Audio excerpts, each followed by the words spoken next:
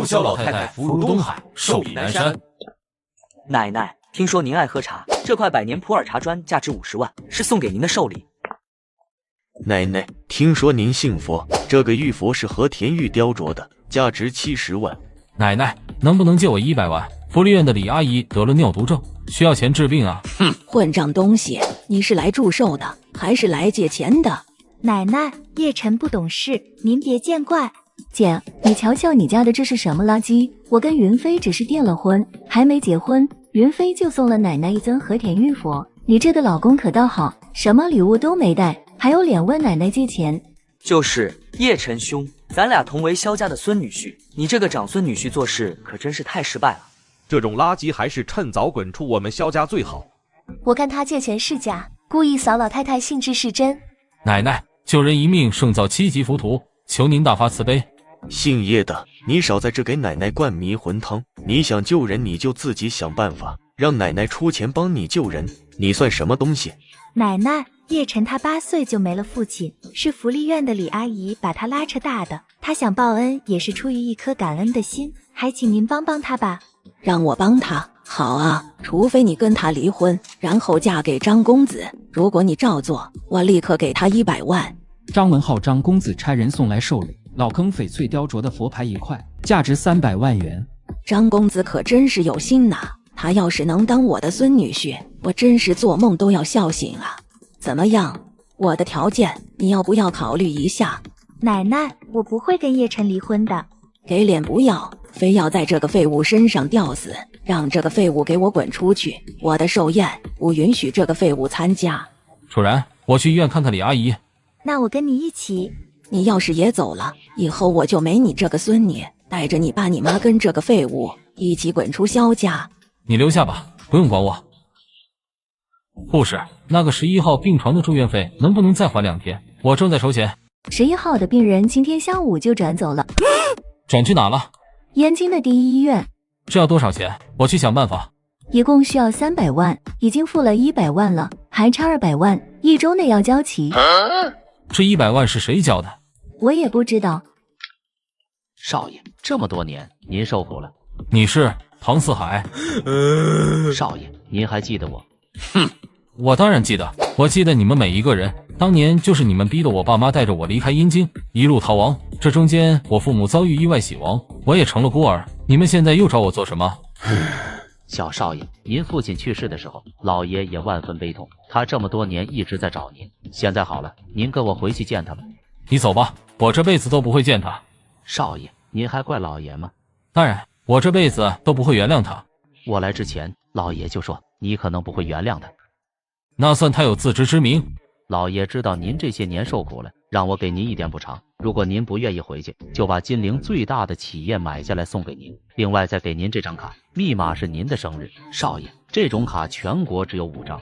拿走吧，我不要。少爷，你的救命恩人，还差200万医药费，交不上的话，人可能会有生命危险。你们故意算计我？不敢，您收下这卡，就够交这笔钱了。这卡里有多少钱？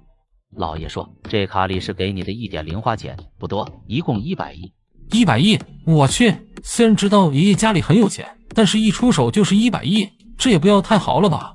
少爷，您是叶家人，这钱是您应得的。老爷说了，如果您愿意回去，家族万亿家产由您继承；如果您不愿意回去，这笔钱就当是给你的生活费呀。对了，金陵最大的企业，市值1000亿人民币的帝豪集团，昨天已经被叶家全资收购了。现在所有股份已经在您名下，您明天就可以去帝豪集团交接了。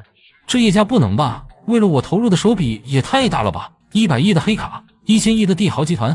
少爷，您可能需要冷静一下，好好想想，我就不打扰您了。我到底该不该接受叶家的补偿啊？不管了，眼前李阿姨的医药费最要紧。你好，我想补缴上那200万。微微，你怎么在这？我跟云飞过来去拜会帝豪集团的副董事长王冬雪。云飞家里跟帝豪集团有很多合作，将来啊不但能帮到王家，还能帮到我们萧家。王公子气质非凡，实力不俗，你们真是郎才女貌。这个废物昨天被肖老太太骂成那个狗样子，今天还跟没事人似的嬉皮笑脸。姐夫，你今天跑来帝豪集团做什么？我来找工作。找工作？你这种干啥啥不行的废物，还想来帝豪集团找工作？我找工作和你有什么关系？怎么？难道云飞说错了？要学历你这个窝囊废有文凭吗？要能力你这个窝囊废有成绩吗？就你这样的废物，来帝豪集团应聘保安都不会要你。有点自知之明的话，还不如去街上捡垃圾，起码1个月还能赚个2-3千。虽然你很垃圾，不过既然是亲戚，那我多少都得照顾你。正巧我跟帝豪集团的副董事长有些交情，不如我帮你说上2句好话，让他帮你安排个扫厕所的工作。我找什么样的工作不需要你操心，你还是多操心你自己吧。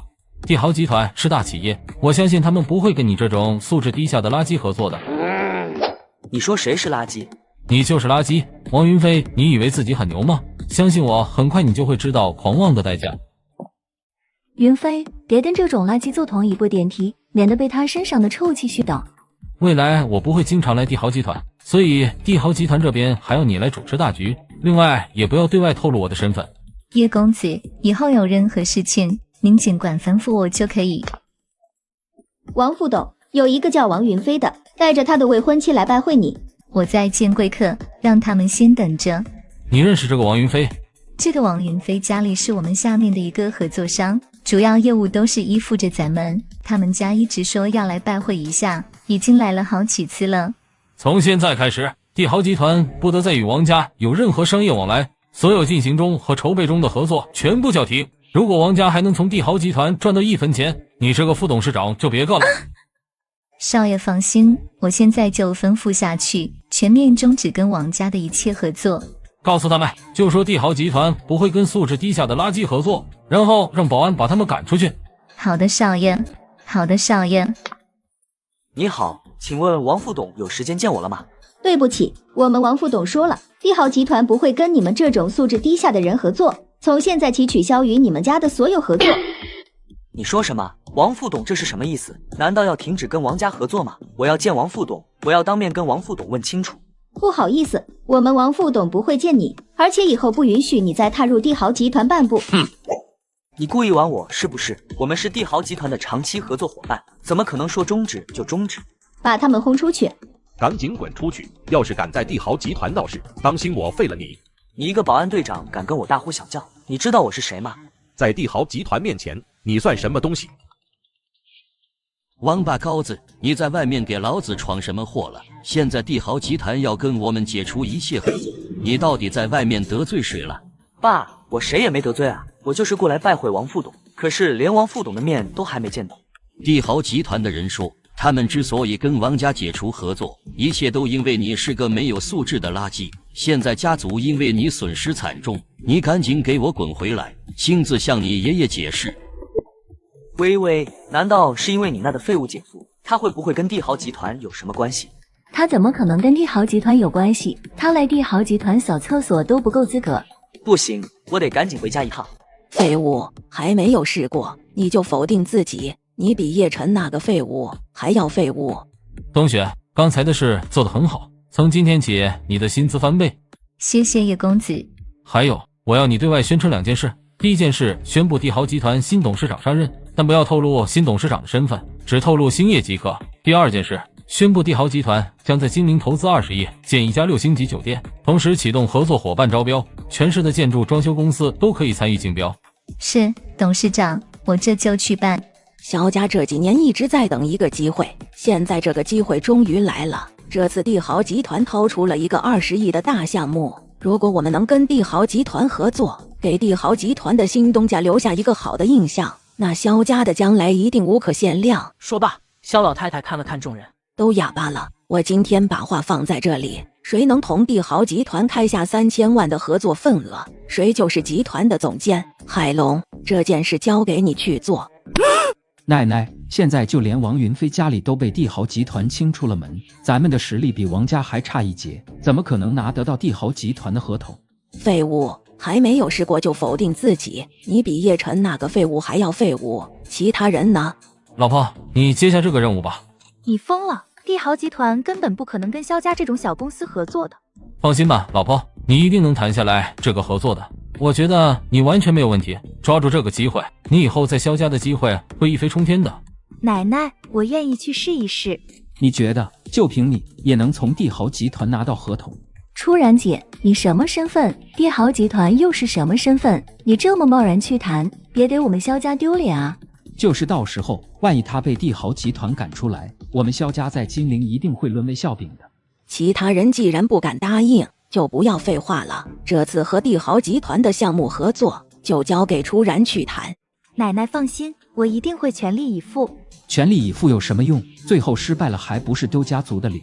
萧海龙，你这么唱衰初人，是什么目的？难道你觉得萧家没资格跟帝豪集团合作吗？我可不是这个意思，我只是觉得焦初然不可能谈下这个合作而已。那如果初然能谈下合作呢？咱们要不要打个赌啊？赌就赌，我会怕你。你说吧，赌什么？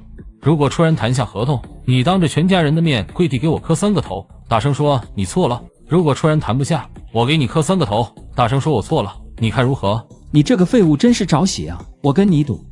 全家人再次见证，谁要是反悔，谁就是废物。好啊，全家人见证，我等着你给我磕头。好了好了，别吵了，今天的会议就到这里。初然，给你3天时间拿下合同，散会。初然，这么大的事儿你也不和我说一声。不过你放心，帝豪集团和我家的公司有合作，我这就求我爸打个招呼，一定尽全力帮你。你的好意我心领了，我自己会想办法的。张公子，我很好奇，你有什么办法帮我们？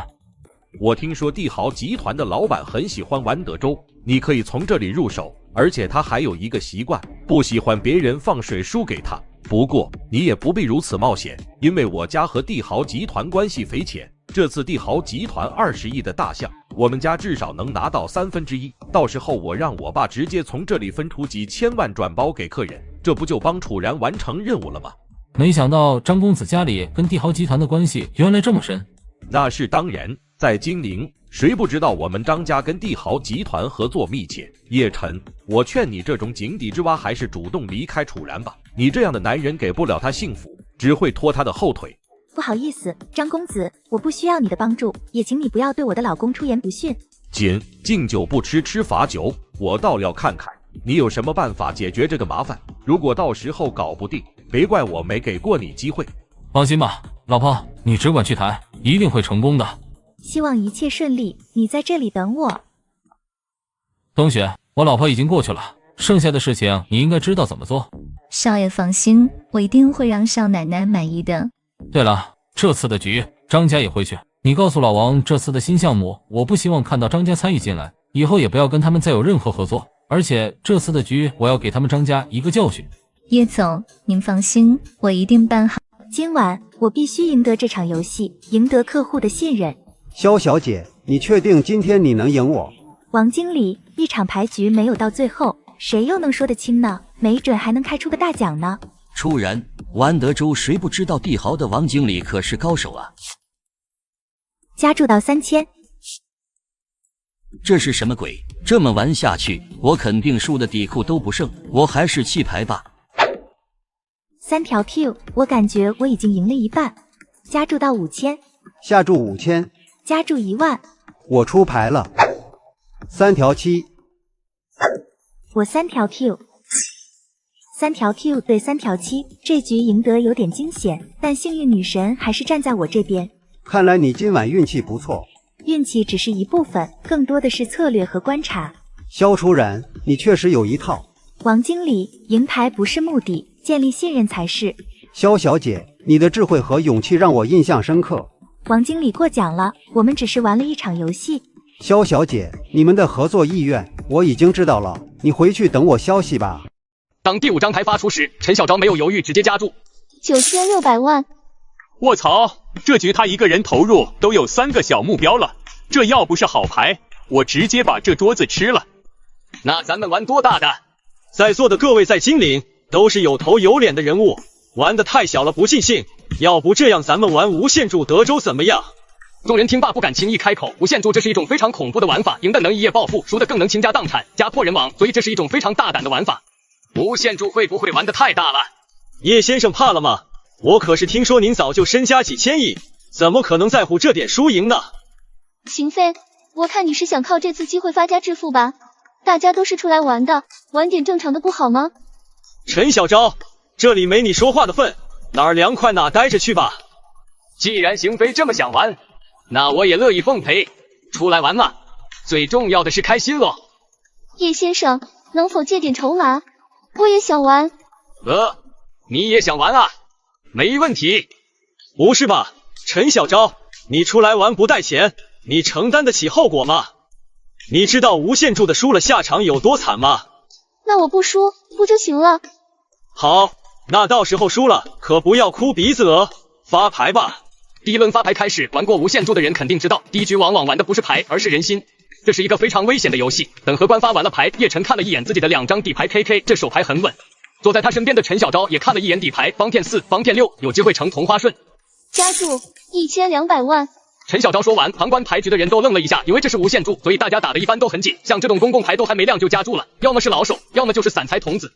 既然陈小姐加注了，那我就跟注1200万。我跟1200万。陈小昭，我劝你还是乖乖当好花瓶吧。今晚也许你运气好，真能遇到一个不嫌弃你的男人呢。邢总，您没有话题说了吗？说来说去就只有这些男女之事，难怪邢总能把一家好好的公司做倒闭。如果陈小昭也能赢，我把名字倒过来写，我也跟1200万。邢飞跟注1200万后，其他人也纷纷跟注。此时荷官也翻了公共牌，公共牌是1对4，红桃 K， 1200万。过牌。话音刚落，周围围观的人也都笑了起来。你们笑什么？你上方有人下注的时候，你不能过牌，要么投钱，要么弃牌。这女人我还以为她是高手，原来什么都不懂。谁说不是呢？真的是胆大包天呀！这可是无限注，她这么乱来，可要丢几百个小目标了。好吧，那我弃牌。还有的玩，加注2000万。看来你手里有牌啊，那我弃牌了。加注5000万。弃牌。我加5000万。走完一圈和官方的第4张公共牌红桃5。目前局面，邢飞的 A 双对，李泰来的3条，叶晨3K 的葫芦，三方牌力都很强，李泰来选择稳一手。过牌。梭哈。只见叶晨一手 all in， 李泰来下料直接弃牌，这边秦飞也是反手跟一个 all in。现在荷官翻开第5张河牌，梅花 A，3条 K 的葫芦对3条 A 的葫芦，这牌也是没水了。这局3条 A 胜。小昭，你现在退出还来得及，陪我2晚上，我把你输的钱还给你，免得你到时候没有钱还人家叶先生。哎，邢总多虑了，我交往过的女人，哪怕只是摸一下小手，我给的都不止1000万。你说这话可要把我得罪了。叶先生，我只是不希望你被这女人蒙蔽，她之前的私生活可是很精彩呀。邢飞，你说别人之前，先拿镜子照照自己，圈子里都知道你是什么样的人，你舔着脸要跟我交往，我没答应，怎么得不到就诋毁？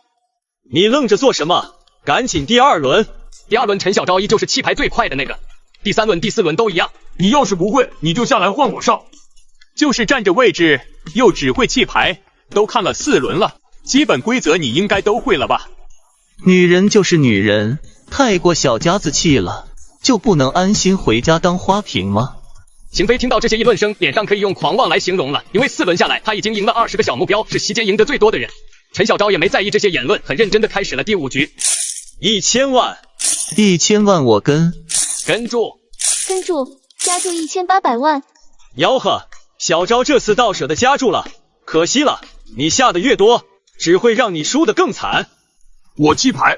弃牌。邢飞手里捏着的2张底牌，其中1张是黑桃5，另1张是方块 A。这样一来，他能组合的牌里至少有3条。加注6000万。我弃牌。你们俩玩，我弃牌。我跟你6000万。他熟悉了规则之后，就一直走得很谨慎，这次的底牌估计不错，才敢跟到现在。胆小鬼都跟到6000万了，如果没有100%的把握，他怎么可能跟牌？所以说和这种人打那么意思，输赢都没什么悬念。此时第4张公共牌亮相红桃 A， 这一轮下来，席间只剩下陈小昭和邢飞。邢飞不相信陈小昭会拿到更大的牌。加注7000万。底池内的钱已经接近4个亿了，我就不信陈小昭的胃口这么大，估计这个女人这辈子都没见过这么多钱，所以现在的淡定都是装的。可心里刚这么想，陈小昭就毫不犹豫的加注8800万。邢飞的额头出现了汗水，但还是强装镇定的看向陈小昭。陈小昭，你手里的底牌是什么？我虽然今晚第1次玩这个，但我记得不能向对手透露底牌是其中的规则之一吧？邢飞有些气恼，一咬牙选择了跟注。好，我跟你8800万。这时候第5张牌登场，红桃 K， 陈小昭也毫不犹豫的加9600万。卧槽，这局他一个人投入的钱快达到3个亿了，这要不是好牌，我直接把这桌子吃了。5张牌都亮相了，他还敢这么毛气？再结合他之前的打法，难不成是传说中的皇家同花顺？拿到皇家同花顺的概率是几万分之一，他这牌第一次打怎么可能？这要不是皇家同花顺，我现场来个裸奔。邢飞额头上的汗水越来越多，他已经投进去3个亿了，现在他只有一个选择，跟注加注或者弃牌。他觉得陈小昭如果没有皇家同花顺的话，他不敢这么打。操，这个该死的贱人怎么会运气如此之好？等今晚离开了赌场，我非得找人弄死这个贱人不可。邢先生，您确定弃牌吗？弃牌。荷官将他的底牌翻开，众人展示3条5和1对 A 葫芦的阵容不算很大，但因为1对 A， 阵容也不算小了。邢总承让了。陈小昭，你别得意，如果不是你握着皇家同花顺，你以为我会输给你？陈小昭将自己的2张牌翻了出来，梅花6方骗4，现场变得死一般的沉寂。邢飞的眼睛充实，死死盯着那2张牌，仿佛不敢置信。所以他，这是拿着一副啥都不是的牌，加了3个亿进去。刚刚是谁说要啃桌子来着？又是谁说要裸奔来着？邢总，看来您的承受能力还是太弱了。如果你再跟注，这几个亿可就是你的了。下一轮，陈小昭，老子让你拼板，直接把你整个人都输在这。新的一轮已经开始翻公共牌了，只见荷官缓缓地将4张公共牌翻出，分别是黑桃 J、红桃6、方片6、黑桃 A。此时席间还剩下4人，但底池内的余额已经高达10亿。邢飞紧紧地拽着手里的2张底牌 AA， 虽然此时他的第5张牌还没亮出，但他手里的底牌加下面的公共牌能够组成最大的葫芦。照这种形式，他的赢面非常大。如果第5张牌还是 A， 那他就是4条之上响，赢他的只有同花顺。轮到叶晨发言，叶晨直接丢了一个小目标到底池，1个小目标，加注2个小目标，加注2个小目标，我跟注2个小目标。众人完成加注跟注后，底池内变成了15亿，并且还在继续增加。此刻轮到陈小昭行动了，此时他紧闭双眼，似乎若有所思。怎么现在不敢笑了？加注4个小目标。邢飞直接被打脸，他看着陈小昭，气得牙根痒痒。算了，我还是 all in 吧，谁呀？吆喝，不错呀，小昭昭，你都这么有胆量，那我也 all in。我压20个小目标。现在底池奖金暴涨到43个亿，在场的人几乎都顶住了呼吸，吴红也直接跟住了20个亿。我跟20个。他们到底都拿的是什么牌？见鬼了，最后一张底牌都没出，就玩这么大。我觉得叶晨的牌应该不大，他平时也是这么胡来的。不应该呀，底池奖金如果冲到100个小目标，按理说连场子的老板会出来跟赢家见面。上一次是谁来着？大家都看向叶晨，叶晨还以为大家不过是好奇他的底牌，只见他点了点自己面前的牌，1对 J， 仅此而已。叶先生既然说是1对 J， 那就真是1对 J。很巧，我的是2对。此时邢飞的额头上都是汗水，叶晨是1对，红武是2对，而他的手里是3条 A 的葫芦，赢面非常的大。但是如果他要跟注的话，就必须也跟20个，现在20个可是他全部的家当。他的公司早已负债累累，这次也是他绝佳的翻身机会。我跟陈小昭，你要是还想再来上一局那套，那你就错了。这一次我不会上当。底池再次增加20个小目标，增加到了83个小目标。这一局到现在已经进入了白热化的阶段，每个人都想知道最后一张底牌是什么。当荷官翻出最后一张公共牌黑桃 K， 简直就和上一轮一模一样。看到最后一张公共牌，邢飞直接狂妄的大笑起来。看来天意要我要翻盘。陈小昭，上一把你那个垃圾牌不过是运气好。几万分之一的皇家同花顺，那是邢总看得起我。不过上一把是我不会玩，也确实没有，但是这一把我是真的有。所以邢总，你要不还是弃牌吧？这个陈小昭一直都是这么咋咋呼呼的，现在竟还敢大放厥词。还剩下最后一圈下注，现在第一个轮到的是陈小昭，他在上一圈的下注里就已经全下来。叶先生能再借我20亿的筹码吗？叶晨丝毫没犹豫，朝着侍者使了个眼色，侍者连忙帮忙兑换了20个小目标的筹码，筹码一到，陈小昭就抛了进去。我跟你20亿。此时底池直接突破100个，高达103个，接下来轮到叶晨。弃牌不玩了，小昭昭都说了是皇家同花顺，我可不当这个冤大头。陈小昭要是皇家同花顺，我直播吃翔。切，谁信你？上一轮还说裸奔来着，有谁看到了？看到叶晨弃牌，吴红也跟着弃牌，桌上目前只剩下最后一个发言的人，就是邢飞。只要他再投20亿进去，两人就要进行比牌了。可是他现在根本就拿不出这么多，于是红着脸问众人借。哪位兄弟能借我20个？等这局赢了，我连本带利还21个。此时有人借了筹码给邢飞，邢飞拿到筹码后也迫不及待的下注。我跟20个，我不会再上你的当。陈小昭，你借了这么多钱，估计这辈子都还不上了。邢总还是多担心自己吧。我都说了，我是皇家同花顺，你怎么就是不听劝呢？少废话，开牌吧。邢飞直接亮了自己的底牌 AA 和公共牌组成了最大的葫芦。陈小昭，上一轮上了你的当，这次我可不会了，我要看你怎么收场。到底还是年轻啊，同样的招数怎么可能赢2场？邢飞也不是傻子，贪心了，本来可以拿得几亿走人的。年轻人嘛，认不清自己的对手很正常，不过这代价可真是太大了。几十个亿的贷款，靠他自己打工这辈子是没希望了，在这个场子还不上钱的后果可是很严重的。陈小昭，这把你还是认命吧。邢总，你这话说的太早了，虽然皇家同花顺的概率只有几万分之一，但我上局没有，可不代表这局也没有。陈小昭缓缓将自己的2张牌亮了出来，飞桃 Q 飞桃10，真的是皇家同花顺。这不可能！邢飞瞬间怪叫起来，脸上的血色全都消失了，一瞬间全场人都瞪大了双眼，看着那2张底牌，这2张牌加上5张公共牌中的其中3张，正好能组成皇家同花顺，如此低的概率，偏偏就是让陈小昭碰上了。邢总，这下你信了吧？不可能，你出老千！陈小昭，你竟然敢在这里出千，你完了！邢飞气得浑身颤抖，怎么可能上一把咋呼自己是皇家同花顺，这一把就真的拿到了皇家同花顺呢？所以邢飞的质问不是没有理由，都在颤抖。陈小昭，你出老千，就是这怎么可能？上一把说自己是皇家同花顺，这一把就真的拿到了皇家同花顺呢？所以邢飞的质问不是没有理由。是啊，邢飞说的没错，肯定是出老千了。你疯了吧？谁敢在这里出老千？他不是第一次来这里吗？肯定意识不到后果。就在众人议论纷纷之时，大厅的广播内开始出现声音。这张牌可以360度无死角的看到每一个人的动作，甚至连头发轻微的晃动都能看清楚。并且这一局我们全程都在关注，所以陈小姐并没有出老千。没人怀疑赌场监控水平，何况后台有那么多工作人员，所有人都在关注这场局，陈小昭根本没有办法作假。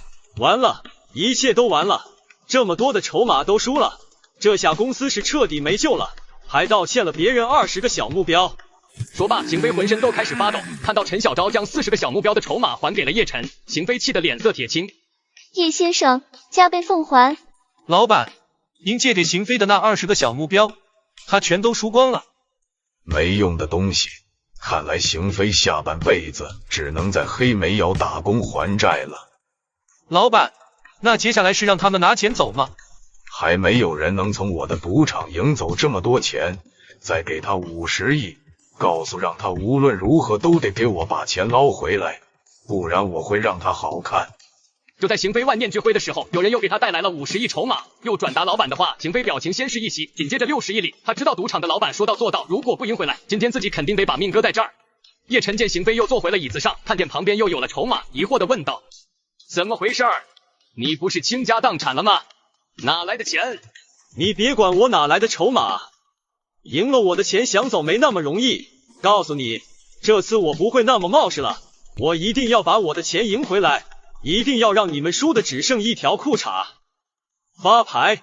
好，那我倒要看看你怎么让我输的只剩裤衩。荷官发完牌后，邢飞雪谨慎了，并没着急看牌，因为如果这个时候冒失看牌的话，很可能会被别人从面部表情分析出来底牌的大小。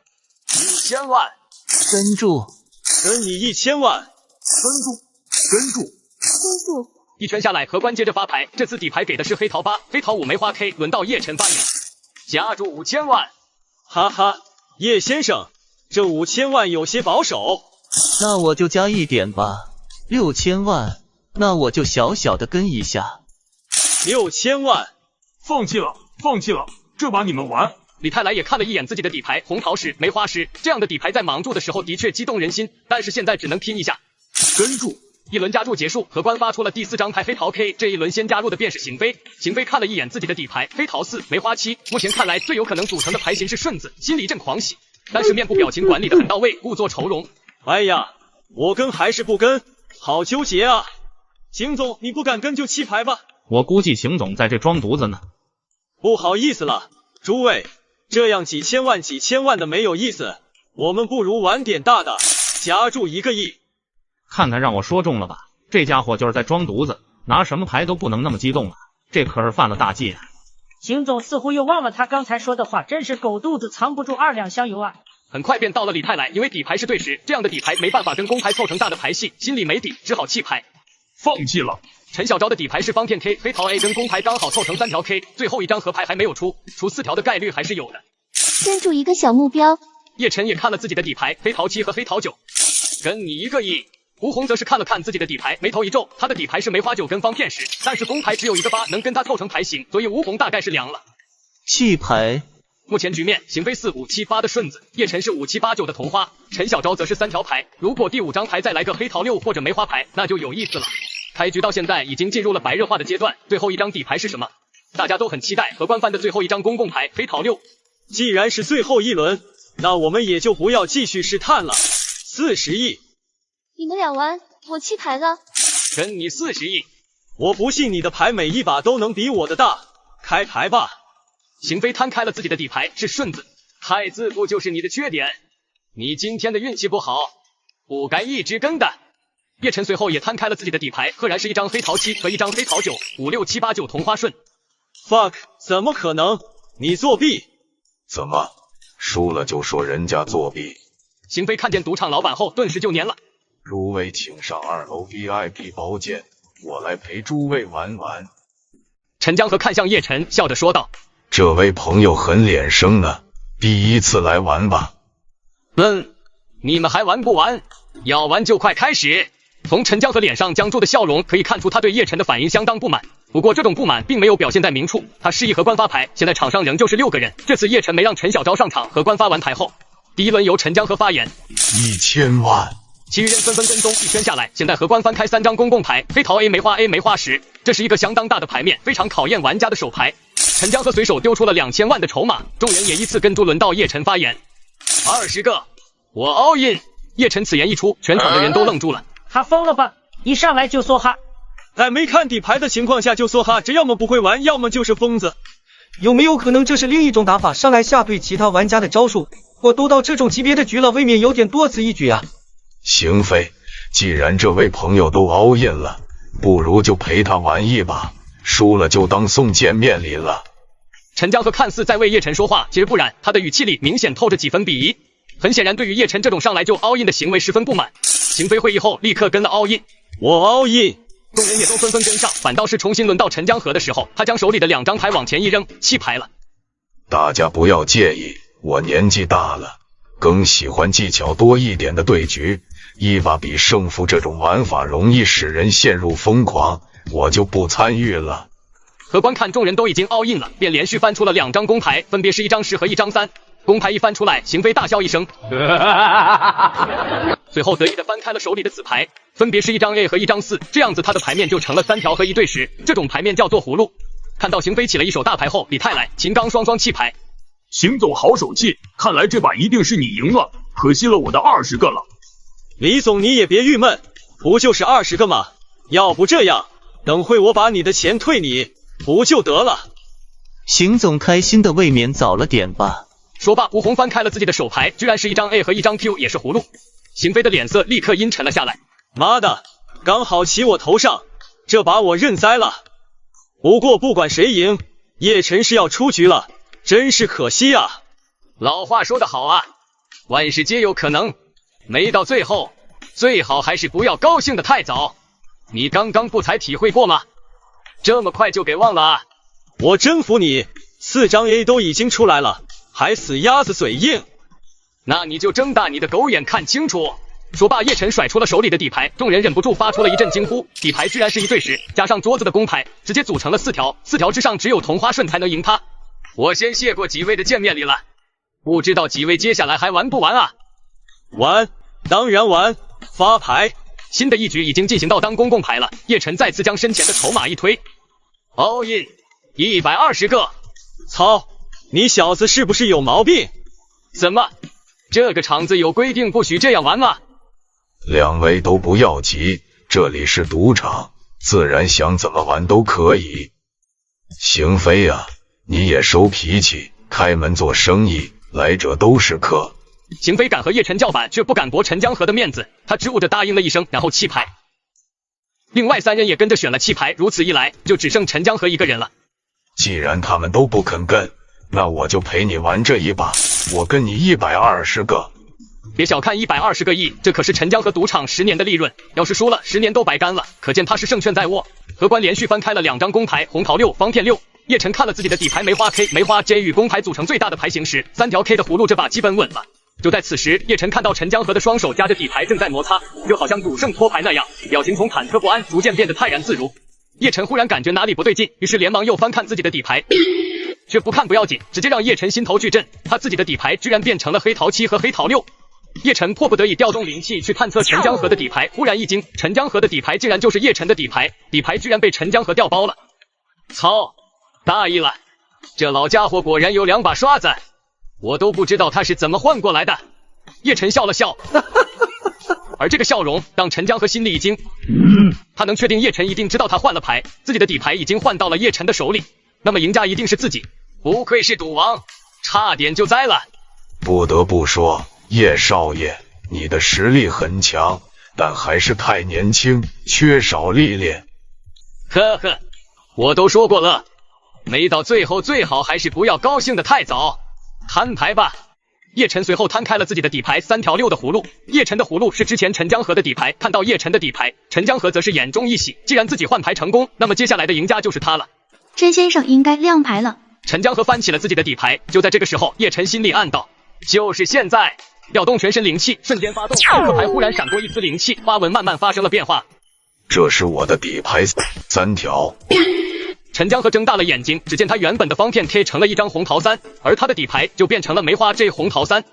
这怎么可能？这绝不可能！你很厉害，我都不知道你是什么时候换的牌。不过有句话我想告诉你。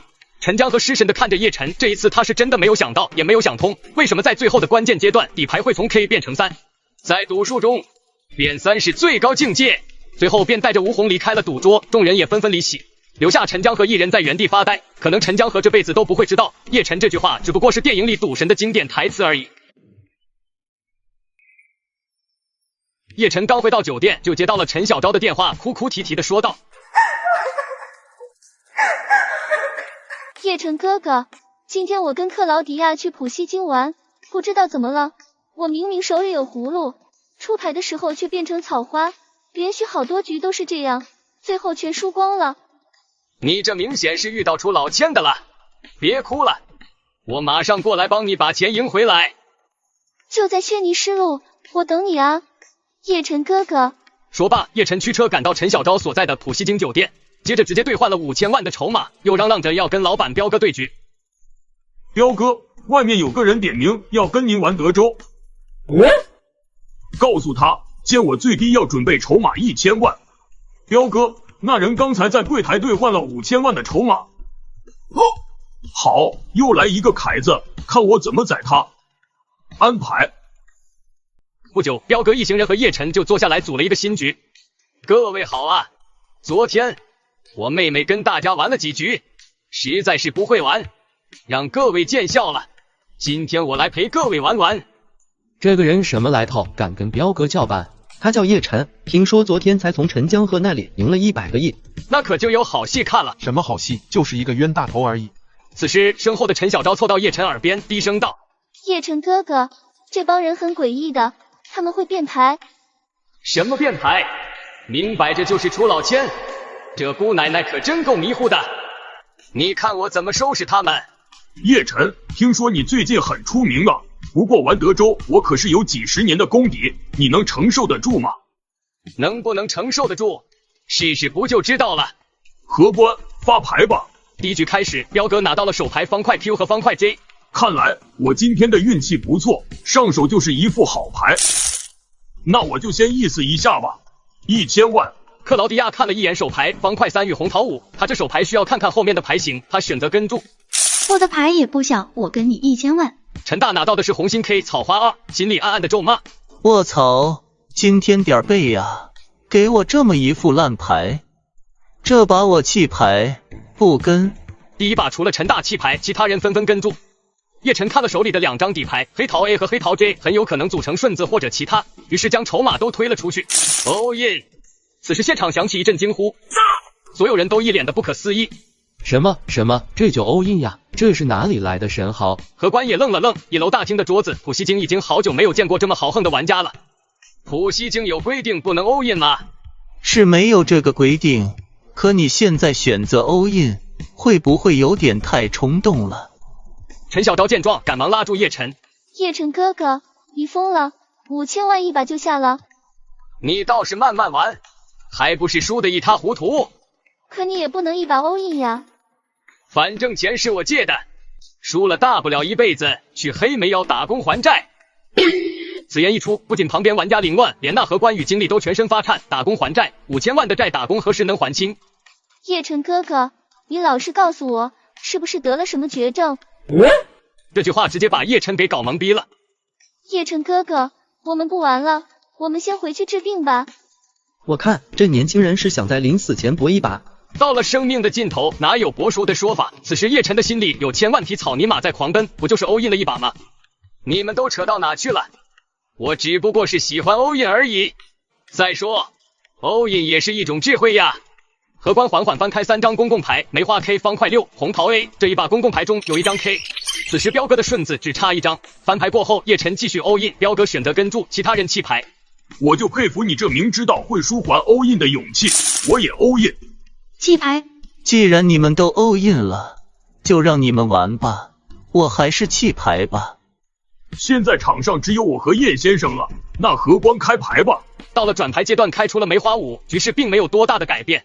合牌最后1张公共牌黑桃时，全场人都瞪大了双眼。公共牌是梅花 K 方块6，红桃 A， 梅花5，黑桃时。此时彪哥的底牌方块 J 与方块 Q 与公共牌组成了5张顺子。叶晨摊开底牌黑桃 A， 黑桃 J 差一个 Q。显然这局彪哥胜，叶晨故意装傻。看到了吗？彪哥你输了。怎么样？现在知道我的厉害了吧？陈大看着叶晨的底牌瞪大了双眼。尼玛，叶晨你是傻子吗？你看清楚你的牌，你哪有彪哥的牌大？是这样吗？不好意思，看错了。没错，这一局彪哥胜。叶晨第一把就输给彪哥，众人以为他也不过如此，还以为这个叶晨是个高手，没想到连最基本的常识都不懂。没错，就这水平也敢来普京玩德州，太自不量力了。叶先生，才一把你就输完了，还真是出乎我的意料呀。叶晨摆了摆手笑道，小钱而已，就当孝敬彪哥了。世界级扑克王大赛正在进行中，初次参加大赛的叶晨一上来直接 all in， 将2700万的筹码直接推出。他的这一举动让现场所有的玩家都亚麻呆住，甚至将3位玩家直接吓得弃牌不跟。我就不信你把把都这么好运，我跟你2700万。小子，作为过来人，我给你一个忠告，年轻人别太张扬跋扈。不张扬跋扈，那还玩什么德州？不如回家种地。一圈下来，荷官开始发3张公共牌，红桃9，红桃 J， 黑桃 J。看到一对 J 的时候，鸡贼的叶晨使了一点障眼法，他假装表现的有点小激动。他的这番表演也成功让一些玩家误以为他的底牌是一对 J。尽管叶晨演技高超，却骗不了跟住下注的赌客，因为有人已经拿到了 J。3000万，跟你3000万。年轻人，老夫就陪你玩玩，加注4000万。通过观察其他玩家积极下注的表现，叶晨也猜到这2人肯定各有1张 J。随即叶晨看了眼自己的底牌，心想手牌红桃4，红桃 K， 公牌已经有一对 J， 这样有很大概率组成葫芦。但此时叶晨有不好的预感，感觉要翻车，因为即使拿到同花也未必保险。荷官开始发第4张公牌红桃 A， 很大的同花已经成型了。加注5000万，叶晨再次加倍，仿佛手里的底牌是一对 J。1号玩家忍不住打量了叶晨一眼，这家伙什么牌啊？气势这么猛，看牌面不应该啊。犹豫几秒后，2个玩家都跟了5000万。从他们的目光和表情中，叶晨已经能确定他们手中各有1张 J， 是不是葫芦暂时还看不出来。这个1号和2号难道看不出梭哈蒂是一对 J 吗？按理来说，梭哈蒂手里如果是一对 J， 另外2家应该不敢上才对。即使他们手里有一对 A 和一对9，唯一的可能就是2人知道梭哈蒂手里的底牌根本不可能是一对 J， 所以他有恃无恐的。这么来看，梭哈蒂在偷袭啊，但是估计偷到铁板上了，只是底牌还没翻开的一刻，谁也不知道会发生什么转变。这场真是太激烈了。荷官开始发下最后1张河牌黑桃2。以老夫看来，组成的最大的牌自然是4个 J 了，接着就是3个 A 带一对 J， 第二就是3个 J 带一对。第3就是3个9带1对 J。梭哈蒂会是什么底牌呢？不会是1对 J 吧？那1、2号不是在自投罗网呀？有道理，不过 A 和黑桃2是最后的公牌，见他们一开始就下大注，不太可能有3个9和3个 A， 更不可能是3个2了。唯一的焦点我估计就是 J 上面了。梭哈！众人再次发出不可思议的声音。啊，不是吧，还梭哈？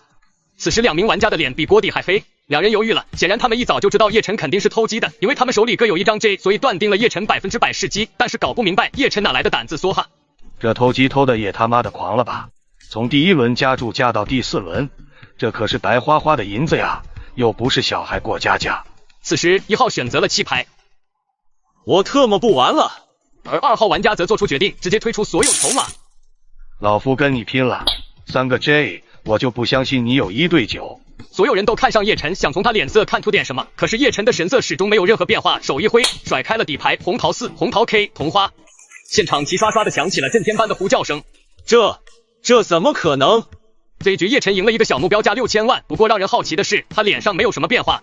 叶晨明白，前2天还是平稳期，大部分选手还是本着平稳的心态在玩，等到后面3个比赛日，积分落后的选手估计就要搏命了，进入决赛的门槛将进一步提高。接下来还是改变策略，不能一味的梭哈。常言道，人狂没好事，狗狂挨砖头，说不定哪一把就掉坑里了。叶晨调整打法，等荷官发完牌后，叶晨看牌，红桃2、黑桃2，手牌还不错。5名玩家各自看了底牌，1号玩家拿到的是红桃6、梅花9， 2号黑桃 A、黑桃 J， 3号黑桃3、黑桃9， 4号梅花7、梅花 Q， 5号则是方片5、梅花8。叶晨毫不犹豫选择加注300万，我跟注。持有 AJ 底牌的2号玩家加注400万。3号手上握有黑桃3、黑桃9，犹豫了一下，选择跟注。我也跟。这手烂牌，我真是不想再多投资1毛钱了，我弃牌了。一圈下来，荷官接着发牌，这次底牌给的是方块 A、梅花8、黑桃10。此时2号玩家心跳加速，他击中了对 A， 而那名拿着黑桃3、黑桃9的玩家颇为失望，将希望寄托在后2张公共牌都是黑桃上的概率太小了。轮到叶晨发言，叶晨假装犹豫片刻，450万。叶晨向他人制造出一种感觉，这3张公共牌对他来说有用，但是用处没那么大。我猜他手上有张10或者8，这样刚好和公共牌凑成了对子。很显然，他中招了。我弃牌了。2号玩家不想那么快将叶晨吓走，他仅仅是跟住了。我跟你。3号玩家选择了弃牌。我跟你们同位置，弃牌。现在牌桌上只剩下叶晨和2号玩家，第4张转牌是黑桃5，对他俩都没多大作用，选择过牌。荷官发出最后一张合牌，黑桃2看到这张牌，2号玩家彻底放下心来。根据他的猜测，叶晨手上没有能大过他的牌。不好意思了，老夫没工夫跟你在这浪费时间，all in 了。荷官发出最后一张合牌，黑桃2。我all in，梭哈迪，我就不相信你运气这么好，把把都赢。呵呵，确实不好说，能不能赢还得看开牌结果。开牌吧！只见2号玩家自信满满的翻开了自己的底牌，梅花 A 与梅花 J， 他的这副牌与公共牌组成了最大的对子。叶晨随即也甩开底牌1对2，与公牌组成了最小的3条，极限反杀。麻了，现场的观众彻底的沸腾了。这种局面只怕是翻遍全球各大扑克大赛名场面，也很难看到同款连续压制2号玩家2次，而且刚刚好就大那么一点点，这一把牌局直接结束。哈哈哈哈！不愧是梭哈蒂呀，看看吧，这就是在梭哈蒂面前逞能的结果。这个2号玩家真的是太不走运了，把都差那么一点点。这不可能，绝对不可能！你手上就1对2，你特么为什么要跟这么久？合牌结果没出之前，任何底牌都有可能获胜，我当然不能大意了。您说对吧，老先生？2号玩家听到叶晨一席话，瞬间瘫倒在座椅上。他无论如何也想不明白，把都被叶晨压制，是不是真的是自己脸太背了？此时只见一个中年男子向2号玩家走来，2号玩家见状急忙起身。汤姆，我的积分已经输光，怕是无缘决赛了。下一场你一定要帮我好好教训这个家伙。放心，我会的。就算他不说，汤姆也要打败叶晨，因为他就是冲着冠军宝座来的。汤姆要想拿到冠军，就必须击败叶晨，击败梭哈蒂。小昭，那个人是谁呀？这么拽！叶晨哥哥，他就是大名鼎鼎的汤姆·德万，近几年澳门最火的德州扑克职业玩家。一个蛮横的只会梭哈的新手，只是碰巧运气好进入决赛而已。虽然他表面上很淡定，但是从他看牌翻牌时的微表情，还是能看出端倪的。汤姆·德万觉得自己摸清楚了叶晨的套路，于是他再次玩起了挑起眉毛看底牌伎俩，看完底牌然后直接跟住。汤姆德万试图通过这种方法骗过叶晨，让叶晨误以为他对目前的底牌没有多少信心。实际上他手里拿着同色的 AK， 既可以抽同花顺子，也可以抽 AK 的顶队，这绝对是一手好牌。职业选手果然不走寻常路呀，这比赛真是越来越有意思了。怎么办？叶晨哥哥不会输了吧？不会的，我对叶晨哥哥有信心。嘘，不说话了，看牌吧。此时荷官发出3张公共牌，黑桃 K、梅花9、方块7。此时汤姆德万成功的击中 K 的对子，500万。依我看，这3张底牌对这个年轻人没什么价值。我的优势还在，但是我要放长线钓大鱼，慢慢玩死他。跟注500万。转牌是红心2，这下彻底断绝了同花的可能。汤姆德万获胜的概率再次加大，他感觉时机一到，选择加注。加注1000万。其实这张牌并没有带来更高的价值，你选择加注就是想吓唬我，我看穿你了，跟上。新手就是新手，一点简单的小技巧就让他上钩了。一圈下来，荷官开始发最后一张河牌红桃5，我 all in。叶晨 all in 后，余下的选手吓得纷纷弃牌，此时牌桌上只剩下了叶晨与毒万。all in， 你其实并没有拿到理想中的牌，你这么做不过是想把我吓跑。呵呵，年轻人，你这点道行，在我看来还是太浅了。说罢，汤姆得意的甩开底牌 AK 对子，叶晨随即翻开底牌5、7双对，顿时全场响起激烈的掌声与欢呼声，众人都震惊的睁大了双眼。一手烂牌都敢跟到底，这是何等的气魄！不得不佩服梭哈蒂的胆识和他纳米一样的运气。如果不是河牌翻出2对，梭哈蒂这把估计就要出局了。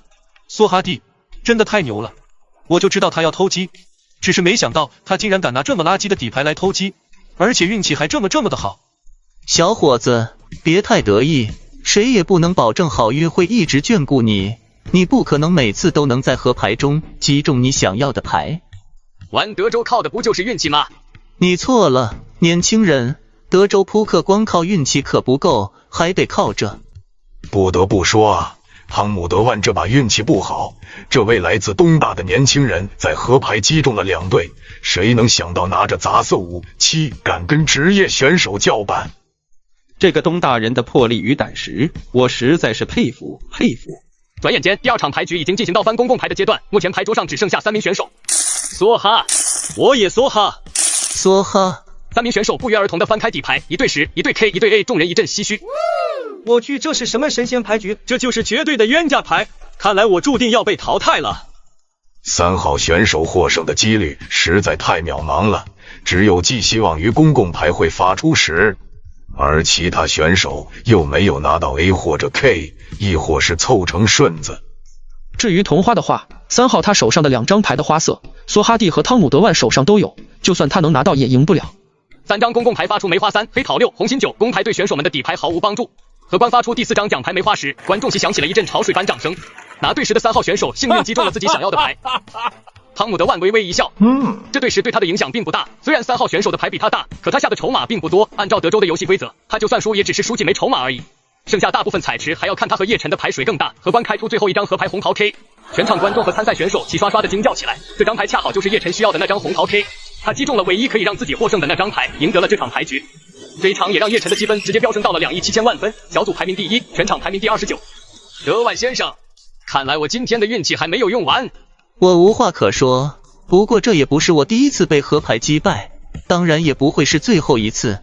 看来我不得不离开了，但愿接下来你在半决赛能取得更高的成绩，有缘再见了，梭哈蒂先生。上一局职业选手汤姆德万无视行业潜规则，在明知底牌1对 A 的情况下，却强行梭哈。公共牌开出3、6、9、10 K， 结果被叶晨3条 K 打得落花流水，甚至连同在内的5位玩家直接洗白。这一把叶晨的积分直接飙升到2亿7000万，小组排名第1，全场排名29位。转眼间牌局已到了翻公共牌红心7、红心10、红心 J， 转牌给的是红桃 Q。加注500万，跟住。我弃牌。我也跟。我跟你。跟住。一圈下来，荷官翻开最后一张河牌红桃 K。梭哈。叶晨都没有看自己的底牌，就直接将3000万全部推出。此时其他玩家脸色都显得有些难看，毕竟一把3000万的 all in， 这要是跟的话，桌子上6个玩家加在一起就是一个小目标加8000万。谢特，你动不动就说啊，我不跟你玩了。梭哈小子，你还真把自己当盘菜了，你以为你赌谁呀？哎呀，老娘这把3条 J 看来是凉了，我弃牌。贵妇的2条 J 虽然可以和公共牌红心 J 组成3条 J， 但是最后合拍开出的却是红桃 K， 并没有开出 J 凑成炸弹或者组成葫芦。你3条 Z 很了不起吗？我1对 K 不也没得玩？暴发户胖子看着两人搞笑的表情，面露不屑，直接掀开了自己的牌面。红桃9梅花10同花顺，暴发户胖子这一副刚亮出来，围观群众顿时不由自主的鼓掌。暴发户胖子十分得意的看向叶晨，小子，你想赢我，除非你的底牌是红心 A。恭喜你，答对了。一瞬间，暴发户胖子脸色大变，难道自己输了？我的牌就是红桃 Q， 红桃 A。一瞬间，全场暴躁声响起。是的，叶城翻车了，他把4看成了 A， 和电影里的桥段一毛一样。梭哈弟，你是来说相声的吗？我看他是猴子派来的逗比吧。他应该是把红桃4看成红桃 A 了吧？这翻车翻的也太大意了吧！我看着都替他脸红。梭哈弟这次糗大了，这也太离谱了吧！牌都不看就梭哈，不翻车才怪呀！哎呀，真的是太丢人了！叶晨哥哥，才3000万而已，杀一把就赢回来了。年轻人，希望你下次看好牌再下注。我年纪大了，我怕被你笑死。我这不是看大家气氛紧张，缓解一下气氛吗？行，你说啥就是啥，继续嘛。乌龙事件过后，比赛继续进行。荷官发完牌后，众人开始纷纷行动。1000万，跟1000万，跟你，跟住，跟你1000万，我跟。第一轮压完，荷官翻了公共牌，公共牌开出黑桃 K、黑桃 Q 方片 J， 加注2000万，跟2000万。1号、2号纷纷看了底牌，1号是梅花 Q 红桃8， 2号是梅花4、梅花5，都不怎么样。我弃牌，你们玩。弃牌，我跟2000万。我弃牌。牌走完一圈，荷官翻出第4张公共牌方片8，目前局面叶晨方片10方片9，贵妇底牌方片 Q 红桃 Q， 暴发户胖子黑桃10，黑桃 A。暴发户胖子这牌面虽然不是同花顺，可是却已经有了极大的胜率。我梭哈。不是吧？我弃牌。梭哈。两位玩家翻开了底牌，就在荷官要翻开第5张河牌的时候，暴发户胖子突然叫住了他。最后一张牌先不要开，我要同这个小兄弟额外玩一把。你想怎么玩？我额外拿5000万的筹码跟你玩，如果你赢了，桌面上的筹码全归你。如果我输了呢？如果你输了，叫你的马子陪我24小时。暴发户胖子话一出口，叶晨气的脸色铁青。我的女人，你也敢打主意？不，我不想要你的女人，我只想要她陪我24小时。5000万美金，就想要我的女人陪你24小时？你把我当什么？叶晨哥哥怎么不开牌？这个死暴发户胖子加多了5000万，要你陪着他24小时的时间，你怎么看？5000万24小时，这价格好像跟一些明星差不多。陈小昭压抑着心得的怒气，冷冷的看着对面的胖子。要不这样吧，我跟你赌一把，一局定胜负。你的条件我接下了，不过我的赌注，你如果想接，就得翻倍。叶晨哥哥，我这次可是把全部身家都押上了哦，要是输了，我可就惨了。放心吧，哥注定要成为赌神。死胖子，你敢不敢接？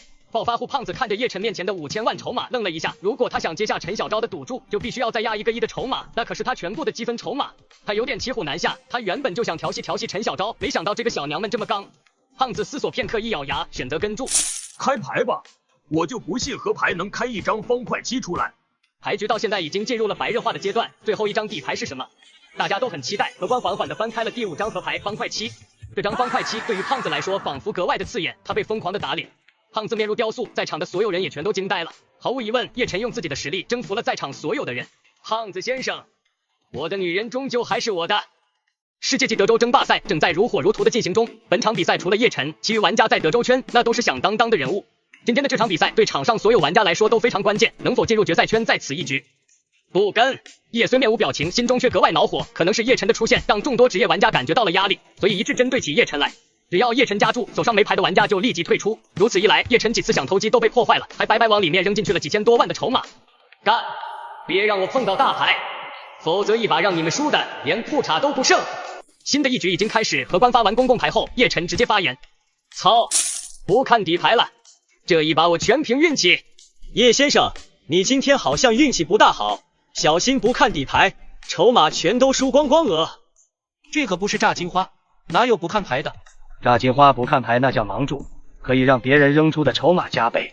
可德州扑克没这规矩啊！这个年轻人他这么做图什么？一圈下来，荷官翻了公共牌、红桃7、8、9、同花顺的牌面，众人一惊。这样的牌可以组合的大牌实在是太多了，已经进行了6天的比赛，这是第一次见到公共牌出现的同花顺。1000万我跟，我也跟。姚希，1000万我跟，我也跟了，我跟。不知道是不是同花顺的公众牌刺激到了众人的神经，这一次再也没有人弃牌了。加注2000万，我跟。叶先生，你可没有昨天的运气啊！算了，这一把我不跟了。我也跟，不就是2000万吗？不跟。我倒是想看看梭哈蒂你的运气是否真有传说中的那么好。荷官翻了转牌，梅花200板牌，转牌完毕后，山本一郎直接抛出筹码继续跟注。2000万，我也跟。我也跟2000万。本尼特的底牌是一张红桃 K 和一张红桃10，虽然没能凑成同花顺，但却是同花的牌面。现在这把牌的公牌还没有出对子，形成葫芦的可能性不大。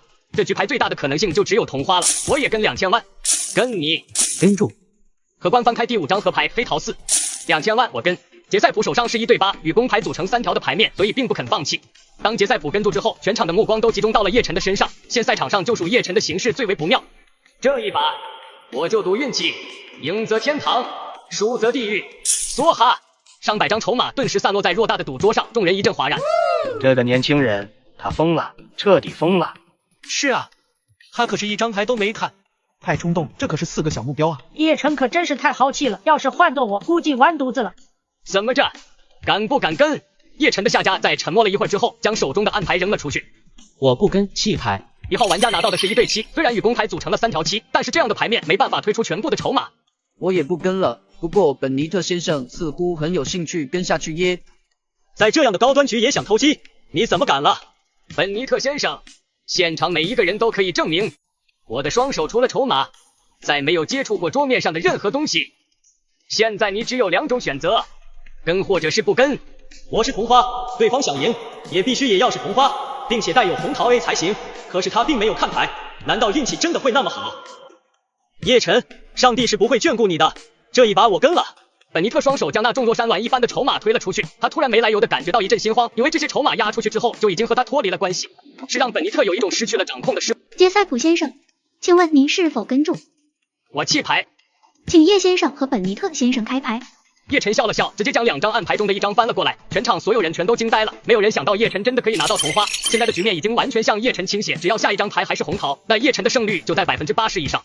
红桃5是同花的牌面，没错，是同花，不知道下一张会是什么。这么看是同花的几率很大，这年轻人的运气好的让人嫉妒呀。本尼特先生，我想上帝并没有抛弃我。你不要高兴的太早了，贵国有句话叫做一山还比一山高，你怎么知道我的牌就比你小呢？本尼特也将面前的1张暗牌给揭开了，红桃10。当本尼特亮出第1张牌时，场内的轰动更甚。红桃10，天啊，难道是同花顺吗？不可能，很多年赌王大赛都没有出现这么精彩的对局了。这也难说，7、8、9、10，就差一个红桃 J 就是同花顺了，说不定就是被本尼特给拿走了呢。你不用担心，我不是同花顺，不过我想即使不是，赢你也是绰绰有余了吧。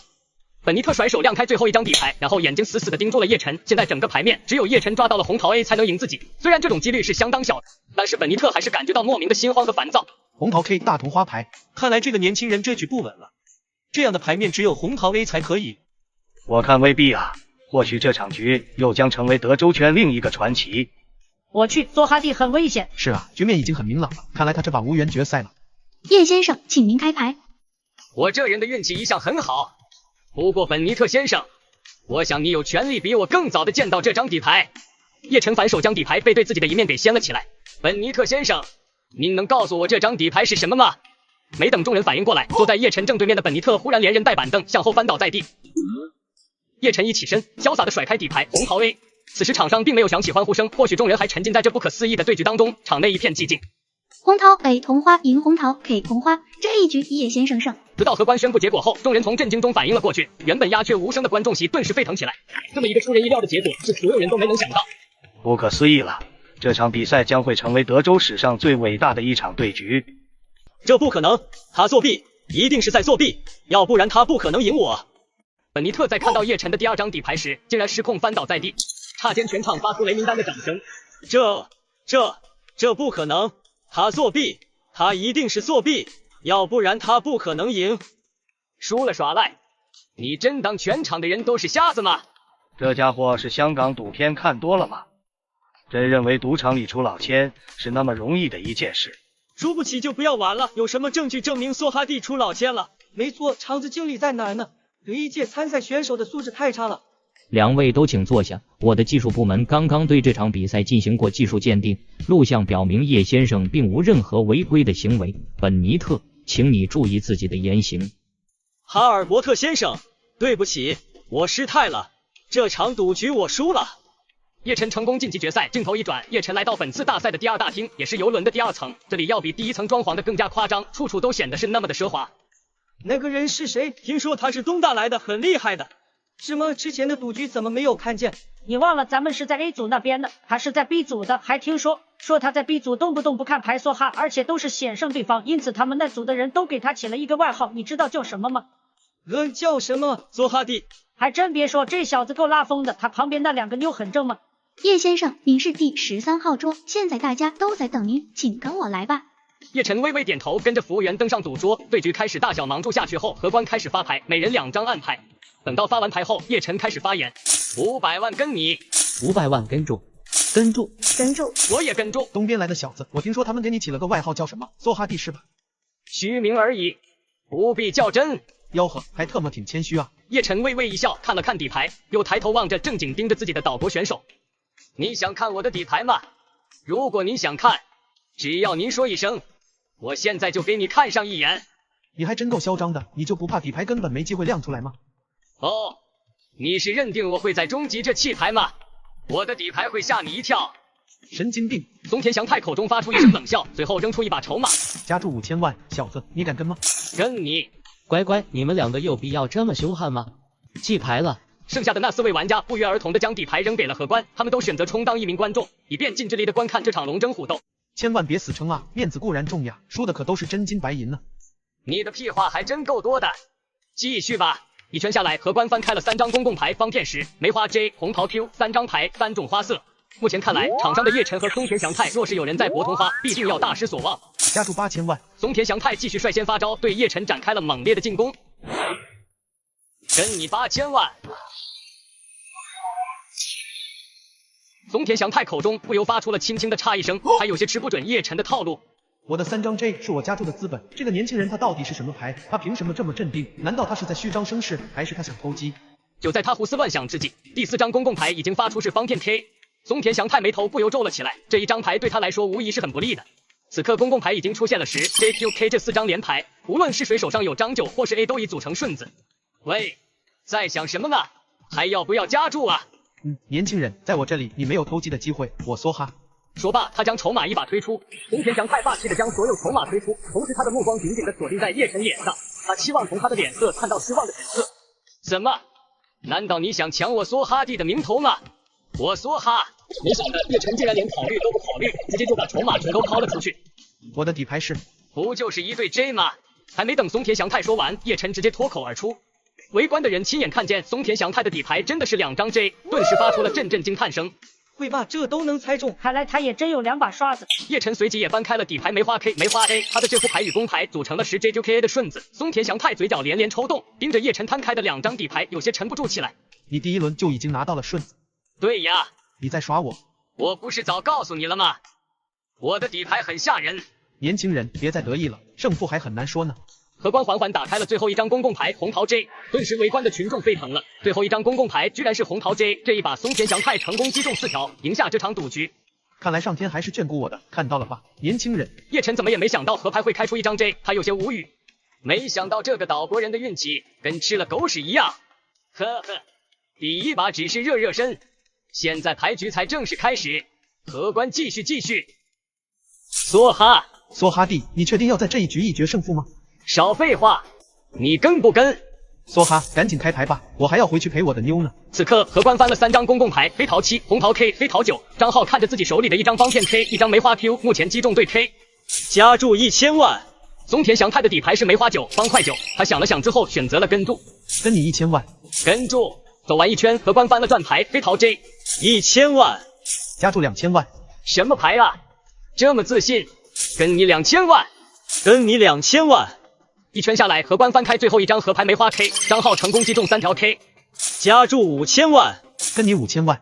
松田先生这是拿到大牌了呀，可是我的牌面也不小，不好意思了，我3条 K。恒河，我还以为什么牌呢，3条就这么自信。松田翔太甩开底牌1对9，与公牌组成了葫芦的牌面，张浩的脸色瞬间就变得铁青，他的眼睛死死地盯着松田翔太的1对9，能压住松田翔太的牌只有同花顺和皇家同花顺，张浩输了。呵呵，不好意思，我这一对小九竟然赢了。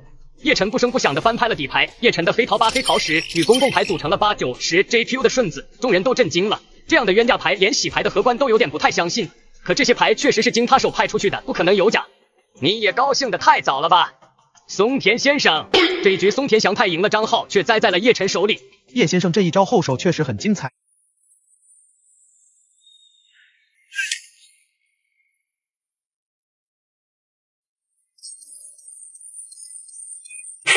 来继续。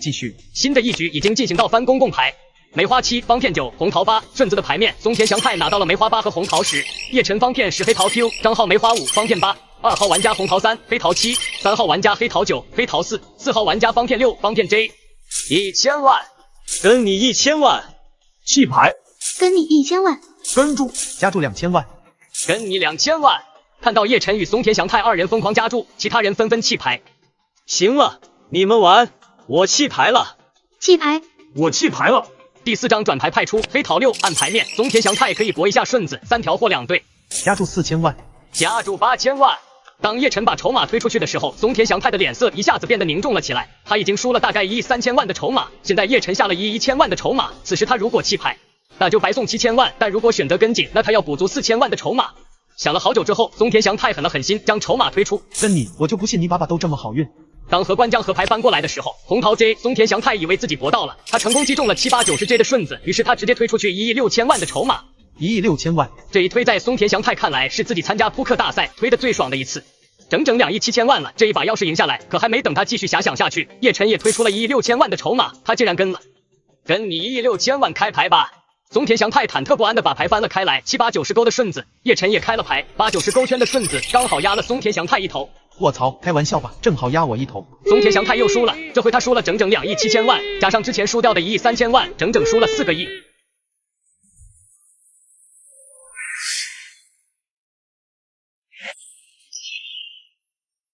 松田先生，我们还继续吗？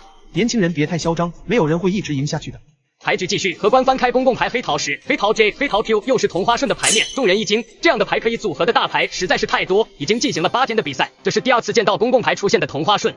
此时松田翔太的底牌是黑桃8、黑桃9，这是一手同花顺，2000万。松田翔太下注倒是没有太大，而且按照他的想法，既然手头的牌这么好，没理由一开始就下重注把对方吓跑。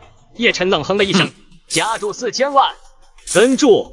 这牌一看就没希望了，弃牌了。我这是全程陪跑啊，弃了。跟注4000万。随后荷官派出的转牌梅花 Q， 公共牌里有了1对 Q， 叶晨脸上的表情更显得意气奋发，他豪气的一把投入了8000万的筹码，加注8000万。松田翔太看着叶晨的样子，这明显就是手头上拿到好牌了。按照他的猜测，叶晨要么是同花，要么是3条 Q， 当然也有可能是4条 Q， 不过他认为这种概率还是比较小的。加注1亿6千万。叶晨被他这么一个重注惊到了，这老狗拿的什么牌啊？同花顺啊！叶晨低头看了自己的底牌，方片 Q、红桃 Q， 思索了一会儿之后，毅然决然地推出了1亿6千万的筹码。我跟了。荷官派出了最后一张河牌黑桃6白板牌，梭哈。年轻人，你真的确定要在这一局一决胜负吗？别废话，跟不跟？梭哈，赶紧开牌吧，我还要回去陪我的妞呢。叶晨傲然地甩开底牌，1对 Q 与公牌组成了4条，这已经是很大的牌。年轻人，不好意思，这局我赢了。可就在这时，没有说话却一直在跟注的张浩平静地说了一声：“等等。”张浩开口之后，松田翔太才发现自己的目标一直关注在叶晨身上，却没有在意一旁的张浩。但叶晨的表现一直都是那么抢眼，所以导致在他耀眼的表现之下，张浩被人忽视了。张浩突然甩开了2张底牌，黑桃 A、黑桃 K， 皇家同花顺，不可能！松田瞬间怪叫，他眼眸低垂，神情的脸上的血色全都消失了，全场人都瞪大了双眼看着那2张纸，这2张牌加上5张公共牌中的其中3张，正好能组成皇家同花顺。老天啊，这怎么可能啊！老夫纵横赌场这么多年，从没见过这么神奇的牌局。同花顺、金刚、皇家同花顺3种王牌同时出现，这他妈的在演戏呀！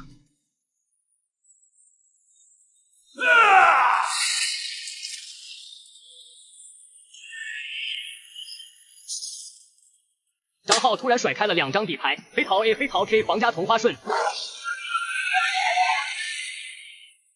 瞬间全场爆燃，众人都瞪大了双眼，看着那2张底牌与公牌正好能组成皇家同花顺，在德州扑克的规则，这是最顶级的牌。当然，它出现的几率也是微乎其微，如此低的概率让张浩碰上。东田翔太生无可恋的瘫坐在椅子上，他怎么也想不明白，每次都被压制，是不是出门没看黄历？老天啊，这怎么可能啊！老夫纵横赌场这么多年，从没见过这么神奇的牌局。同花顺、金刚、皇家同花顺3种王牌同时出现，这他妈的被演戏啊！新的一局已经开始，之前松田翔太的位置由一名来自大漂亮的职业选手替上，这个人名叫霍利，大漂亮职业扑克玩家，经常在全球各地参加各种德州扑克大赛，屡次斩获超额奖金，曾获得 WC 赛季冠军。霍利一上手就有一个大队的梅花 Q、红桃 Q， 赢面已经相当大，2000万，跟2000万，跟你跟住，我跟你2000万，跟2000万。3张公共牌派出红桃6、黑桃6、黑桃 Q， 霍利成功击中葫芦。现在除了同花顺和4条这2种出现概率更低的牌型外，基本上霍利已经板上钉钉能赢了。虽然霍利隐藏得很好，但是叶晨一直在关注他，还是发现了他表情极其细微的变了。加注4000万，跟4000万，跟4000万。3号、4号分别看了底牌，方片 J、方片5、梅花4、方片9都不怎么样。我弃牌了，弃牌，加注6000万，加注8000万。这牌真是一点投资的价值都没有，弃了。我也弃牌。霍利先生，如果你手里有一个6或者一个 Q， 现在是不是应该就先示敌以弱，吸引我加注，再然后反败为胜，一举夺魁呀！叶晨直接就将霍利的心理想法说了出来，拿着2个 Q 的霍利有一种一拳打在空气上的感觉，准确的说是霍利还没出拳呢，对方就把霍利的所有招式及所有的后招都说了出来。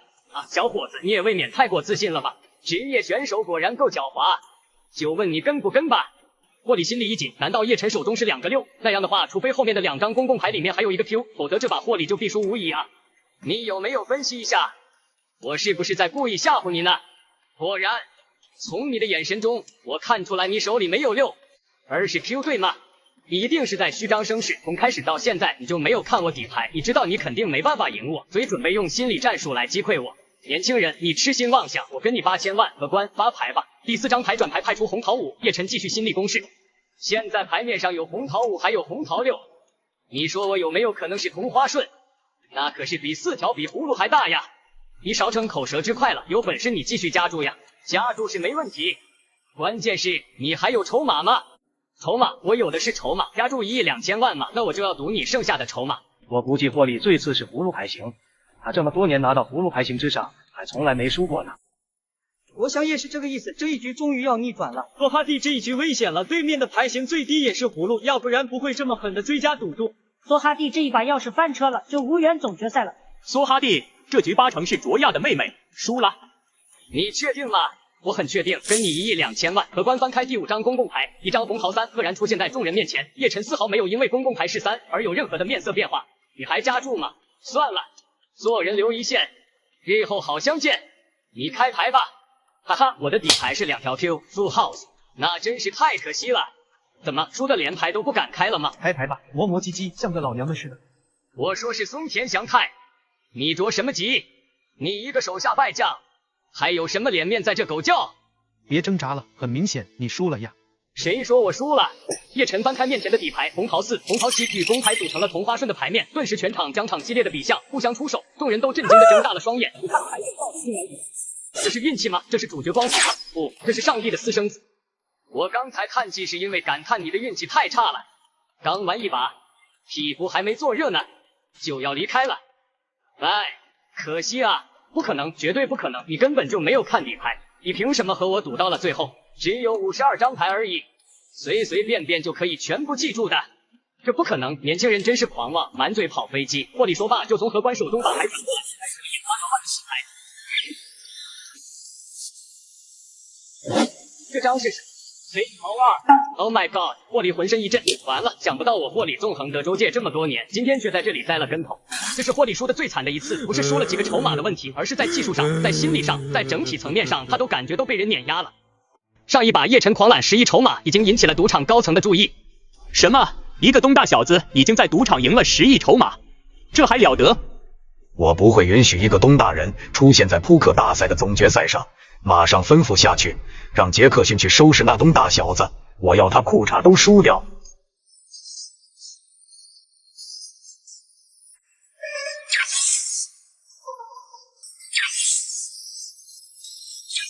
很快，赌场派出了他们最强的赌王杰克逊。围观的群众看到杰克逊，激动的嗷嗷叫。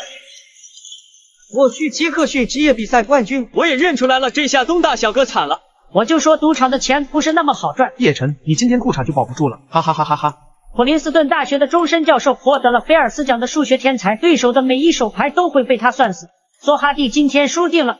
这位先生，我看到你今晚已经赢了快10亿的筹码了。叶晨当然知道开赌场的都是为了钱，不是搞慈善机构的。自己一个晚上赚了10亿筹码，应该触及到了他们的忍耐限度。今晚我运气还不错吧？你不是运气不错，你是一个数学高手，你很精通数字。或许吧，但那又怎么样？赌场规定不许数学家来玩。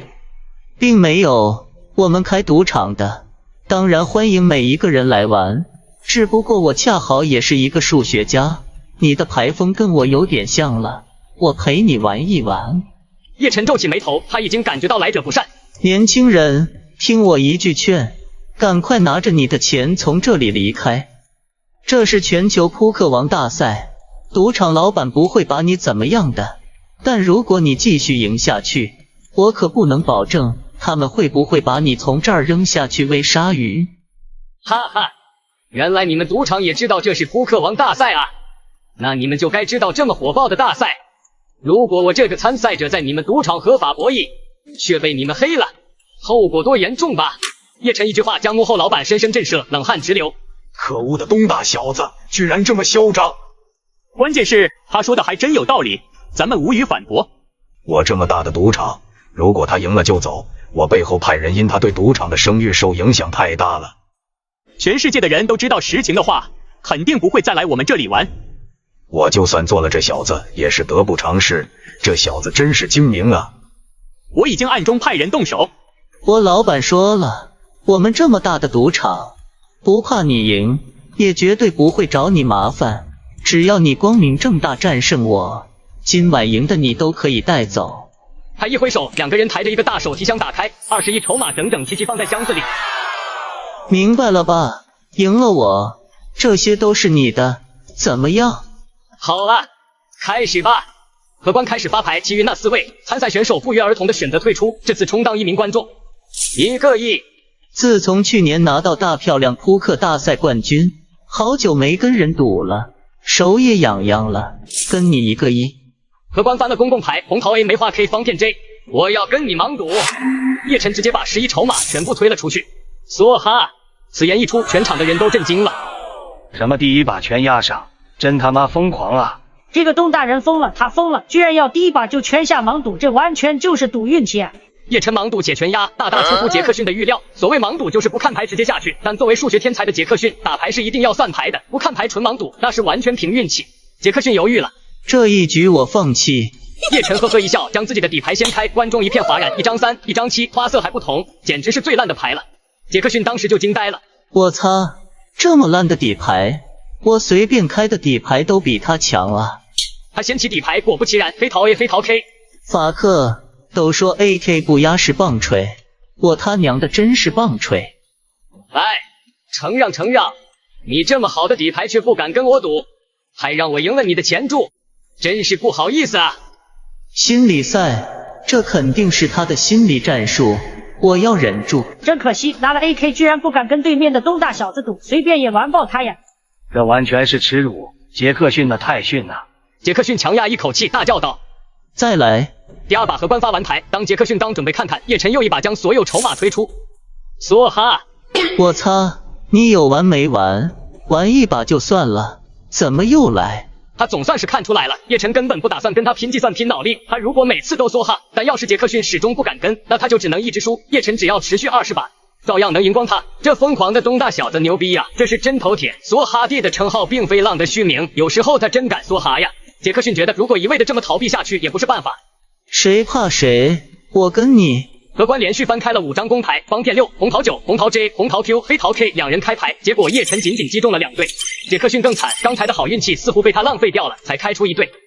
不好意思吧，这一把我输了。荷官，继续。转眼间第3把开始，荷官发完牌，叶晨又将筹码推了出去。梭哈！我顶你个肺啊！你没完没了了。每次你都梭哈，你会不会玩德州扑克？请问我违反了哪一条规矩？德州扑克不允许梭哈吗？可是我最喜欢梭哈，梭哈是一种智慧，可你不敢啊！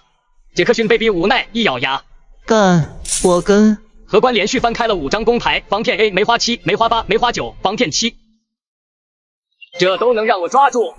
对 A 天葫芦，众人一阵哗然，黑牌飞出天葫芦，这运气逆天了。杰克逊小心翼翼看了自己的牌，梅花5、梅花6，正好和公牌组成同花顺。操！终于让我逮住一次了，同花顺。我去，那个东大小子开出天葫芦，杰克逊又开出同花顺，这他妈在开玩笑吧？年轻人，这下老实了吧？还敢不敢再梭哈了？这把我认栽。杰克逊，还赌吗？要赌我肯定是梭哈，看你敢不敢玩了。你真是贼心不改，我怎么不敢？这次我坐庄。杰克逊看了看自己的底牌，梅花5、方片9，可以说是很差，但杰克逊依旧面不改色，心不慌。叶晨也看了底牌，直接推出5000万筹码。杰克逊，虽然我牌不咋地，但是就送点给你花花。哼，你放心，待会保管让你输的裤衩都不剩。荷官开始发牌，公共牌开出黑桃6、黑桃 A 方块2，这几张和杰克逊手里的牌可以说毫无关联，既不能凑成对子，也凑不成同花。但杰克逊却依然故作镇定，随手将1亿筹码推了出去。加注1个亿。呵呵，你吓唬谁呀？真当我是吓大的吗？跟你1亿。话音刚落，杰克逊直接将剩下的筹码全部推出。梭哈！他的这一举动让在场的人都忍不住发出惊呼：公共牌刚出就梭哈这么猛的吗？这么猛的吗？第一把就直接全上。胆子也太大了吧？他至少得有2对才有这个底气吧？梭哈，虚张声势，谁不会？我3条还赢不了你吗？叶晨潇洒的甩开底牌，1对6于公牌组成了3条6，已经算是很大的牌了。杰克逊脸色显得有些难看。3条这怎么赢了？杰克逊翻开底牌梅花5、方片9，顿时引发众人的群嘲。2张单牌你能怎么样啊？卧槽，这不就是打肿脸充胖子吗？胆子是真大呀，这种烂牌都敢上。叶晨更是不屑一笑。赌场老板，我知道现在你正在监控室看着呢。我说你找的人就这水平吗？这怎么可能赢得了我？难道是之前没输够，现在又给我送钱来了？法克，混蛋！荷官连续发出2张底牌，黑桃7、黑桃8，杰克逊成功击中5、6、7、8、9顺子，稳稳压倒叶晨的3条。叶晨得意的笑容瞬间凝固，脑子嗡的一声，好似被人扇了一巴掌。另一边的杰克逊先是一愣，随后发出狂妄的笑声。顺子，年轻人，没想到吧？你特喵的再接着得瑟啊！刚才也不知道是谁那么猖狂啊。呵，你知道是谁吗？可能是那东大的小子吧。哎呦，不得了！此时叶晨脸色铁青，好，算你狠，底牌5、9你都敢跟我，看来你是很瞧不起我。来，继续。荷官发完牌后，叶晨看了底牌，红桃3、梅花8，1个亿。杰克逊也看了眼底牌，红桃 Q、方片 Q， 手牌不错。梭哈！杰克逊毫不犹豫地推出所有筹码，所有人都认为叶晨肯定会动，谁知叶晨仔细盯着杰克逊看了一会。我看你的面相，这把你运气好，肯定比我旺。我不跟了你，1个小目标得筹码送你了，别客气。杰克逊吐血了。麻蛋，看相是什么东西？我蹭的裤子都脱了，你跟我说这个？吃瓜群众也都跟杰克逊一样，没有看懂叶晨的骚操作。梭哈蒂说的看相，那是什么玩意？看相是一种传统的东大技巧，比欧洲的星象学还要古老几千年。